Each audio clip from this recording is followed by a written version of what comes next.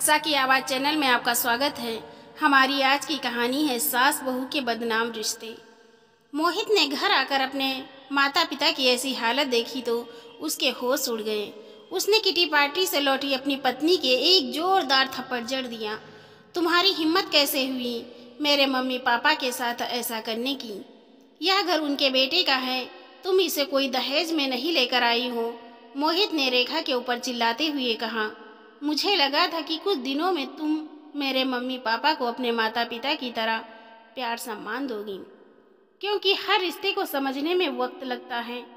लेकिन तुमने तो मेरे बाद मेरे माँ बाप की हालत नौकरों से भी ज़्यादा बद से बदतर कर दी है। तुमने एक एक दाने का हिसाब मांगा, उनकी बेइज्जती की। वह अपने बेटे की कमाई खाते हैं, तुम्हारी बाप की नहीं, समझी तुम? अपना सामान बांधो और चलती बनो यहाँ से। मोहित ने तमक कर कहा। मोहित अपने माता पिता से हाथ जोड़कर माफ़ी मांगने लगा और वो दिन याद करने लगा जब वह अपने माता पिता को अपने साथ शहर लेकर आया था। एक दिन माँ की तबीयत बहुत ज़्यादा खराब हो गई थी। उसकी माँ को हार्ट अटैक आया था तो वर्मा जी ने पड़ोसी की मदद से उन्हें अस्पताल में दाखिल करवाया गया था। डॉक्टर ने उनके इलाज के लिए एक मोटी रकम मांगी थी, लेकिन वर्मा जी के पास इतने पैसे नहीं थे कि वह सारे पैसे जमा कर इलाज करा पाते। उन्होंने अपने बेटे मोहित को फ़ोन किया। हेलो बेटा मोहित, मैं पापा बोल रहा हूँ, तुम्हारी माँ को हार्ट अटैक आया है। यह सुन मोहित सन्न रह गया और भावुक होकर बोला, कैसे, कब आया पापा, और आपने मुझे बताया क्यों नहीं? बेटा, आज सुबह ही आया है, तुम कुछ पैसे भेज दो, बस डॉक्टर ने पूरे 1 लाख मांगे हैं। मोहित नम आँखों से बोला, पापा आप कैसी बातें कर रहे हैं? आप वहाँ ऐसी हालत में अकेले हैं और मैं यहाँ नहीं। पापा आप डॉक्टर से कहो कि वह इलाज शुरू करें, मैं अभी पहुँच रहा हूँ। और आप चिंता मत कीजिए, माँ बिल्कुल ठीक हो जाएंगी। मोहित हड़बड़ा कर घर आया, अपनी पत्नी से बोला, हमें अभी माँ पापा के घर जाना है, माँ को हार्ट अटैक आया है। हेलो मोहित, तुमने मेरा सारा मूड खराब कर दिया। तुम्हें पता है ना, आज मेरी सहेली की शादी की सालगिरह है, हमें वहाँ जाना है, 5 स्टार में पार्टी रखी है, तुम कहीं ना जाओ, तुम मेरे साथ चलोगे। और मोहित, तुम अपनी माँ की चिंता क्यों कर रहे हो? बुढ़ापे में ऐसी बीमारियां लगी रहती हैं। रेखा मोहित के हाथ में हाथ डालते हुए बोली। मोहित ने अपना हाथ झटकते हुए कहा, तुम्हारा दिमाग खराब हो गया है क्या? मेरी माँ हॉस्पिटल में भर्ती हैं और तुम्हें पार्टी की लग रही है। तुम्हें नहीं जाना तो मत जाओ, लेकिन मैं अपने पापा को इस हालत में अकेले नहीं छोड़ सकता, समझी तुम? मोहित ने तुरंत फ्लाइट पकड़ी और सीधे हॉस्पिटल पहुंचा। अपने पापा को दूर से देखकर दौड़कर उन्हें गले लगा लिया। वर्मा जी बेटे के गले लगकर रोते हुए बोले, बेटा देखो तो तुम्हारी माँ की क्या हालत हो गई है। पापा मैं आ गया हूँ ना, अब सब ठीक हो जाएगा। और मोहित ने अपने पिता के आंसू पोंछे और उन्हें एक चेयर पर बैठा दिया। मोहित अपने पापा के हाथ को पकड़कर बोला, पापा आप यहाँ बैठिए बस और भगवान से प्रार्थना कीजिए, मैं अभी आता हूँ। मोहित जाकर सबसे बड़े डॉक्टर से मिला। डॉक्टर साहब, चाहे जितना पैसा लग जाए, लेकिन मेरी माँ को कुछ नहीं होना चाहिए। डॉक्टर ने मोहित को दिलासा दिया। मोहित जी आप चिंता मत कीजिए, हम पूरी कोशिश करेंगे आपकी माता जी को बचाने की। और डॉक्टर बिमला जी का इलाज करने में जुट गए। कुछ ही दिनों में बिमला जी पूरी तरह ठीक हो गई। मोहित अपनी माँ को अस्पताल से पापा के घर लेकर आया और कुछ दिन मोहित ने वहीं रहकर उनकी सेवा की, लेकिन काम की वजह से उस पर फोन आ रहे थे। तो वर्मा जी ने अपने बेटे से कहा, बेटा अब तुम्हारी माँ बिल्कुल ठीक हैं। हाँ, उसके जोड़ों का दर्द तो हमेशा का है, क्या करें अब बुढ़ापा है, उसका कुछ नहीं कर सकते। तुम अब अपने काम पर लौट जाओ। मोहित ने तब तो हाँ में सिर हिला दिया। अगले दिन मोहित के हाथ में 2 बैग देखकर उसके मम्मी पापा चौंक गए। अरे बेटा, इसमें क्या है? कोई साग सब्जी लेकर जा रहे हो क्या? नहीं पापा, यह बैग सब में आपका सामान है। आप दोनों मेरे साथ चल रहे हैं शहर। नहीं बेटा, हम यहीं सही हैं। बस तुम हमसे मिलते रहना। हमारे लिए वही बहुत है। तुम तो जानते हो बेटा कि बहू हमें कुछ ज़्यादा पसंद नहीं करती। वर्मा जी कहते कहते भावुक हो गए। पापा, आप उसकी चिंता मत कीजिए, मैं सब संभाल लूँगा, पर आप दोनों को मैं अब अकेले नहीं छोड़ सकता। बेटे के इतना जिद करने पर बिमला जी और वर्मा जी दोनों बेटे के साथ शहर आ गए। अपने सास ससुर को अपने घर देख रेखा का गुस्सा 7वें आसमान पर चढ़ गया। बिमला जी के कदम अपने बेटे के घर में पड़ ही नहीं रहे थे तो मोहित मुस्कुराता हुआ बोला, मम्मी पापा, यह आपका ही घर है, बेझिझक और पूरे अधिकार के साथ आइए। और मोहित ने अपने मम्मी पापा का हाथ पकड़ा और उनको उनके कमरे में ले गया। उस कमरे को देखकर बिमला जी और वर्मा जी भावुक हो गए। पापा, मैंने जब यह घर खरीदा था तभी आपका कमरा बिल्कुल आप दोनों के हिसाब से सेट करवा लिया था। बेटी का प्यार देकर दोनों ने मोहित को गले लगा लिया। पापा, अब आप दोनों आराम से यहाँ रहिए, मैं आपके चाय नाश्ते का इंतजाम करवाता हूँ। अपने मम्मी पापा को उनके कमरे में छोड़कर जैसे ही बाहर आया, रेखा मोहित का हाथ पकड़कर खींचते हुए अपने कमरे में ले गई। तुम्हारा दिमाग खराब हो गया है क्या? किसने कहा था तुम्हें इन गंवार बुढ़िया को यहाँ लाने के लिए? रेखा जुबान संभाल कर बोलो, वो मेरे मम्मी पापा हैं और तुम्हें उनकी चिंता करने की कोई ज़रूरत नहीं है। मैं अकेला ही बहुत हूँ अपने मम्मी पापा की देखभाल के लिए। लेकिन एक बात ध्यान रखना, तुम्हारी वजह से मेरे मम्मी पापा को कोई तकलीफ नहीं होनी चाहिए, वरना मुझसे बुरा कोई नहीं होगा। मोहित ने अपने मम्मी पापा की देखभाल के लिए एक मेड रख ली। मोहित के मम्मी पापा मोहित के साथ बहुत खुश थे, लेकिन बहू हमेशा बड़बड़ाती रहती। एक दिन मोहित को एक मीटिंग के लिए शहर से कुछ दिनों के लिए बाहर जाना था। मोहित ने मेड को सब कुछ समझा दिया था कि मेरे बाद मेरे मम्मी पापा को कोई तकलीफ नहीं होनी चाहिए। मोहित बेटा, तुम क्यों इतनी चिंता करते हो? तुम बेफिक्र होकर अपने काम के लिए जाओ, बिमला जी ने अपने बेटे के सिर पर हाथ रखते हुए कहा। और मोहित मीटिंग के लिए शहर चला गया। बेटे के जाते ही रेखा हमेशा सास ससुर को ताना देती रहती। यहाँ आकर पड़ गए हैं, इतना भी नहीं जानते शहर में कितनी महंगाई है। इनके आते ही घर में कितने खर्चे बढ़ गए हैं। पूरे घर को दवाई खाना बनाकर रखा है। अरे मेरे मायके में तो इन दिनों को कोई नौकर भी ना रखें। गंवार कहीं के, ना पहनने की तमीज़ है ना खाने की।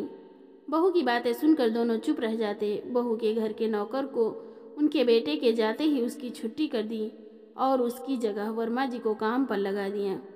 रेखा दंदनाती हुई उनके कमरे में आई और तमक कर बोली, बहुत हो गए मेहमानबाजी, अब चलिए पापा जी, थोड़ा हाथ पैर भी चला लीजिए,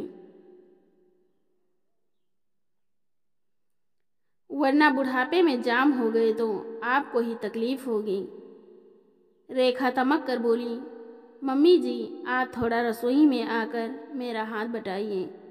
बेटा, तुम्हें जितना काम बताना है मुझे बता दो, पर बिमला जी से यह सब नहीं होगा। हाँ, आप दोनों तो यहाँ मुफ्त की रोटी तोड़ने को ही पड़े हैं। बस काम को कह दो तो बहाने बनाने लगते हैं। रेखा मन ही मन कुछ बुदबुदाते हुए बोली, यह पकड़िए थैला और सब्जी लेकर आइए। और हाँ, सब्जी लाकर रसोई में धोकर रख देना। मिश्रा जी ने थैला पकड़ा और सब्जी लाने चले गए और लाकर उन्हें रसोई में रख दी। बेटा, मैंने सब्जी रसोई में धो कर रख दी है। सुबह सुबह सब्जी लाने और धोने में हाथ पैर सुन्न हो गए। 2 कप चाय बना दो बेटा। मैं आपकी नौकरानी नहीं हूँ जो आप मुझे ऑर्डर दे रहे हैं। सब्जी लाकर आपने कोई एहसान नहीं किया। यहाँ रहेंगे तो काम भी करना पड़ेगा। जाइए खुद बना लीजिए, बहू ने एकदम से तमक कर कहा और अपनी चाय लेकर कमरे में चली गई। वर्मा जी ने 2 कप चाय बनाई और खुद लेकर अपने कमरे में चले गए। यह देखकर बिमला जी की आंखों में आंसू आ गए, क्योंकि उन्होंने बहू की सारी बातें सुन ली थीं। अरे बिमला, तुम चाय पियो और सब भूल जाओ। हमारा बेटा हमारे साथ है तो हमें चिंता करने की कोई ज़रूरत नहीं है। बिमला जी ने अपने आंसू पोंछे और दोनों चाय पीने लगे। दोपहर को रसोई में जाकर देखा तो बहू ने खाना भी नहीं बनाया, तो वर्मा जी ने खुद ही खाना बनाया और बिमला जी को भी खिलाया। बिमला जी से अब काम नहीं होता था, क्योंकि उनके हाथ पैर अब ज़्यादा ही दर्द करने लगे थे। बहू कमरे से बाहर आई तो अकड़ कर बोली, यह क्या है? आप लोगों को जरा भी तमीज़ नहीं है। पूरी रसोई फैला रखी है, गंवार कहीं के। मुझे पूरी रसोई साफ चाहिए। जब से आए हैं एक भी काम को हाथ नहीं लगाया। वर्मा जी बोले, बेटा तुम चिंता मत करो, मैं खुद रसोई और बर्तन साफ कर दूंगा। इतना कह बहू वहाँ से चली गई। बेचारे वर्मा जी ने सारी रसोई और बर्तन साफ किए। कुछ खाना दोपहर का ही बच गया था, तो शाम को वही खाना खाकर सो गए। बेटा माँ बाप का हाल चाल पूछने के लिए रोज़ सुबह शाम फ़ोन करता, मगर वर्मा जी और बिमला जी अपने बेटे से बहू की कुछ भी शिकायत नहीं करते। अगली सुबह बहू 200 रुपये सब्जी लाने के लिए देते हुए बोली, सारी सब्जी का हिसाब पर्चे पर लिखवा कर लाना। वर्मा जी चुपचाप थैला लेकर चले गए। सब्जी वाले ने वर्मा जी का थैला पकड़ा दिया। अच्छा भाई, एक काम करो, एक कागज़ पर हिसाब लिख देना। अच्छा बाबूजी, कहते हुए सब्जी वाले ने पास रखे कागज़ के एक टुकड़े पर सारी सब्जी के दाम लिखकर बाबूजी को पकड़ा दिया। वर्मा जी सोचने लगे, चलो अच्छा है, सारी सब्जी का दाम और वज़न पेपर पर लिखा है तो बहू को तो शक भी नहीं होगा। बेचारे बाबूजी की इस कड़ाके की सर्दी में सब्जी लाते हुए हालत खराब हो गई। रास्ते में उन्हें एक चाय की दुकान दिखाई दी, तो वहाँ रुककर उन्होंने 10 रुपये की चाय पी ली। थोड़ी देर पास जल रही आग पर अपने हाथ पैर सेके और बेचारे फिर चल दिए। सब्जी का थैला लेकर। ठंड इतनी कि ऐसा लग रहा था जैसे हाथ पैर ही कटे जा रहे हों। जैसे तैसे बेचारे बाबूजी घर पहुँचे। रसोई में सब्जी धोकर रख दी। बहू सब्जी आ गई है, लेकिन बहू अभी सोकर ही नहीं उठी, शायद दोबारा सो गई थी। उन्होंने खुद ही 2 कप चाय बनाई और अपने कमरे में चले गए। थोड़ी देर बाद बहू के चिल्लाने की आवाज़ आई। मुझे पता था चोरी तो इन जैसे लोगों के खून में ही बसी होती है। बाबूजी सब्जी में से 10 रुपये बचे थे, वह कहाँ चले गए? आपको इतना भी नहीं पता कि किसी की चीज़ उससे बिना इजाज़त नहीं लेनी चाहिए? कहाँ हैं बाकी के पैसे? बाबूजी संकोच हुए बोले, बहुत ठंड लग रही थी, रास्ते में तो मैंने 10 रुपये की चाय पी ली। यहाँ तक आने में आपके हाथ पैर टूट नहीं जाते? घर आकर नहीं पी सकते थे? एक तो हमारे सिर पर आकर बैठ गए हैं और हमारे ही नाक में दम कर रखा है। इस तरह की बातें सुनकर दोनों की आंखें नम हो गईं, पर बेटे के खातिर बहू सब कुछ चुपचाप सह गए। अब तो बाबूजी रोज़ ही अपना और अपनी पत्नी का चाय, नाश्ता, खाना सब खुद बनाते और बर्तन रसोई भी खुद ही साफ करते। अगले दिन बहू की सहेली उससे मिलने घर आई। तब बाबूजी बिमला जी के लिए दलिया बना रहे थे। अरे रीना, तू क्यों आई? मुझे बुला लिया होता, मैं खुद आ जाती। तुझसे मिलने रेखा ने हड़बड़ाते हुए अपनी सहेली से कहा। क्यों, मैं तेरे घर नहीं आ सकती क्या? नहीं, ऐसी बात नहीं है। अच्छा चल, तू मेरे कमरे में चल, वहाँ चल कर बातें करते हैं। रेखा रीना को हाथ पकड़कर तेजी से अपने कमरे में ले गई ताकि बाबूजी पर उसकी नज़र ना पड़े। दोनों आपस में बातें ही कर रही थी कि बाबूजी वहाँ पहुँच गए। बहू, मुझे घी नहीं मिल रहा है, कहाँ रखा है? आपसे कितनी बार कहा है कि मेरे कमरे में मत आया करूं। समझ नहीं आता क्या? अब जाओ यहाँ से। रेखा जी पर चिल्लाते हुए बोली। रीना ने रेखा से पूछा, कौन है यह इतने बुजुर्ग? और पहले तो कभी नहीं देखा। अरे कुछ नहीं, नया नौकर है यार, अभी नया लगा है ना, तो इससे कुछ पता ही नहीं कौन सा सामान कहाँ रखा है। बहू की बातें सुनकर बाबूजी की आंखें नम हो गईं। पीछे से बहू ने आवाज़ दी, सुनो, मेरी और मेरी सहेली के लिए 2 कप कॉफ़ी लेकर आओ जल्दी। बाबूजी ने अपने आंसू पोंछे और कॉफ़ी बनाकर बहू के कमरे में ले गए और चुपचाप वहाँ से वापस आए और अपनी पत्नी के लिए बिना घी का दलिया लेकर चले गए। क्या हुआ जी? बहू किस बात पर चिल्ला रही थी। अरे कुछ नहीं, तुम दलिया खाओ वरना ठंडा हो जाएगा। इतने में बहू चिल्लाते हुए आई। अगर कॉफ़ी बनानी नहीं आती तो बता नहीं सकते थे, मेरा सारा टेस्ट खराब कर दिया। क्या हुआ बहू? बिमला जी ने प्रेम से अपनी बहू से पूछा। आप चुप रहिए, काम की ना काज की, दुश्मन अनाज की। अभी मैं बाहर जा रही हूँ अपनी सहेली के साथ, आप लोगों को तो आकर बताती हूँ। और हाँ, मेरे आने से पहले घर पूरा साफ हो जाना चाहिए। इतना कहकर बहू अपनी सहेली के साथ बाहर निकल गई। बहू की बातें सुनकर बिमला जी रोने लगीं। और अरे बिमला, तुम बात बात पर रोया मत करो। देखो, अगर मैं थोड़ा बहुत घर का काम कर भी लेता हूँ तो इसमें क्या बुरा है? तुम ही तो कहती हो कि आदमी के हाथ पैर चलते रहने चाहिए, वरना उसका शरीर जाम हो जाता है और ऊपर से 100 बीमारियां और लग जाती हैं।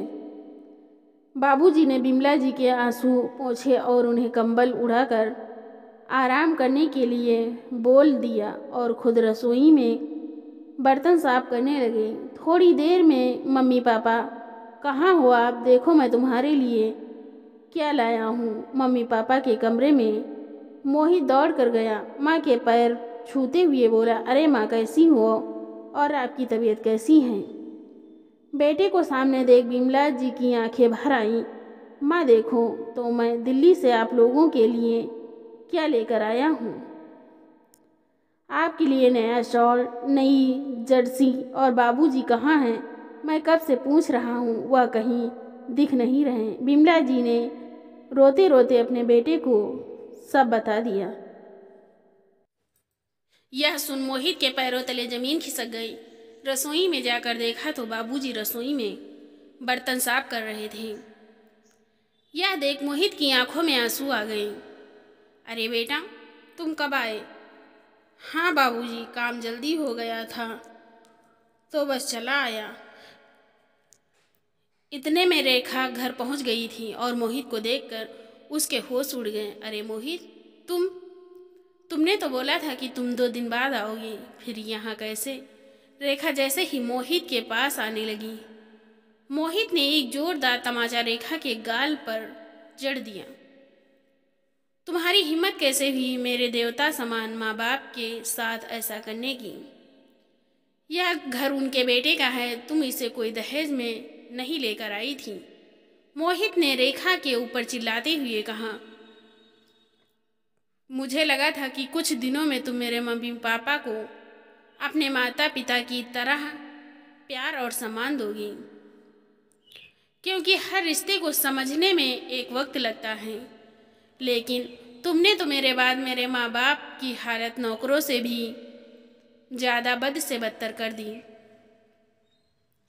उनसे तुमने एक एक पाई का हिसाब लिया, उनकी बेइज्जती की, वह अपने बेटे की कमाई खाते हैं, तुम्हारे बाप की नहीं, समझी तुम?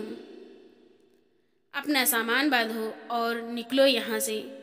मोहित ने रेखा के ऊपर गुस्सा कर कहा, इस घर में तुम्हारे लिए कोई जगह नहीं। रेखा रोते हुए मोहित के पैरों में गिरकर माफी मांगने लगी। मोहित, तुम ऐसा कैसे कर सकते हो मेरे साथ? तुम मुझसे प्यार करते हो ना? हाँ, प्यार करता हूँ, लेकिन इसका मतलब यह नहीं कि मैं अपने जन्मदाता माता पिता का अपमान सहन कर तुम्हारे लिए उनको अकेला छोड़ दूँ। मैंने सोचा था कभी ना कभी तो तुम मेरे मम्मी पापा को समझोगी, लेकिन नहीं, मैं गलत था। तुम जैसी औरतें ही हंसते खेलते परिवार को भी खेल कर रख देती हैं। देखो मेरे मम्मी पापा को अभी भी वह तुम्हारे खिलाफ एक शब्द भी नहीं बोल रहे हैं, और तुमने मेरे मम्मी पापा की हालत नौकरों से भी बदतर कर दी। अरे शर्म आ रही है मुझे अपने आप पर। इतना कहकर मोहित अपनी मम्मी पापा के पैरों में बैठ माँ की गोद में सिर रख कर रोने लगा। माँ, मुझे माफ़ कर दीजिए। मेरे रहते आज के बाद आप दोनों को कोई तकलीफ नहीं होगी। रेखा भी विमला जी के पैर पकड़कर रोते हुए बोली, मम्मी जी, मुझे माफ़ कर दीजिए। मुझसे बहुत बड़ी गलती हो गई। पैसों के घमंड में मैंने आपके साथ बहुत बुरा बर्ताव किया। विमला जी बोली, बेटा माफ़ कर दे अब बहू को। लड़ाई झगड़े किस घर में नहीं होते। लेकिन मोहित ने उनकी एक न सुनी और उसका हाथ पकड़कर उसे घर से बाहर निकाल दिया। बाबूजी ने मोहित को रोकना चाहा, लेकिन नहीं पापा, आप ऐसा नहीं करेंगे। अगर मैंने आज रेखा को माफ़ कर दिया तो जो औरतें अपने सास ससुर के साथ नौकरों जैसा बर्ताव करती हैं, उनको सबक कैसे मिलेगा? तो दोस्तों, आपको हमारी कहानी कैसी लगी, लाइक और कमेंट करके ज़रूर बताइएगा। अगर आपने हमारे चैनल को सब्सक्राइब नहीं किया है तो सब्सक्राइब करना बिल्कुल ना भूलें। मिलते हैं एक और नई इंटरेस्टिंग कहानी के साथ। बहुत बहुत धन्यवाद।